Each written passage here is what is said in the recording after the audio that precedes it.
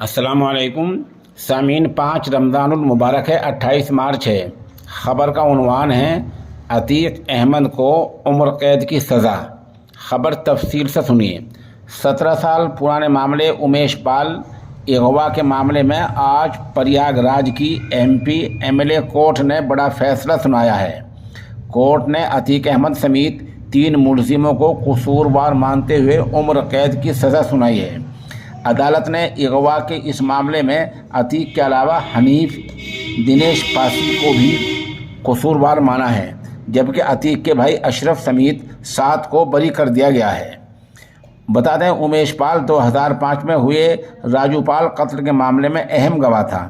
Court کا یہ فیصلہ اس لیے کافی اہم مانا جا رہا ہے کیونکہ امیش کا 24 فروری 2023 کو پریاگ راج میں گولی مار کر قتل کر دیا گیا تھا۔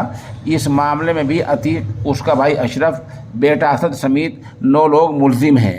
اس سے پہلے کل یعنی پیر کے دن عتیق احمد کو گجرات کی سابرمتی جیل سے پریاگ راج لایا گیا تھا۔ اس کے بھائی اشرف کو بریلی سے یہاں لایا گیا تھا۔ اس کے علاوہ ایک دیگر ملزم فرحان کو بھی یہاں لایا گیا تھا۔ بتا دیں کہ امیش پال اغوا کے معاملے میں کل 11 ملزم تھے، ان میں سے ایک کی موت ہو گئی تھی۔ کورٹ نے 3 کو قصوروار قرار دیا ہے، جبکہ 7 کو بری کر دیا ہے۔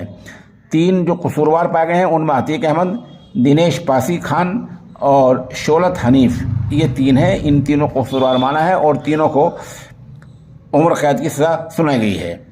7 ملزم بری کر دیے گئے ہیں۔ ان میں عتیق کا بھائی اشرف، انصار بابا، فرحان، اسرار، عابد پردھان، عاشق ملی اور اعجاز اختر، یہ ان کو بری کر دیا گیا ہے اور ایک ملزم انصار احمد کی موت ہو چکی ہے۔ ابھی تک یہ خبر آئی ہے۔ اگر کوئی خبر اپڈیٹ ہوتی ہے تو ہم انشاءاللہ آپ کو اس سے بھی مطلع کریں گے۔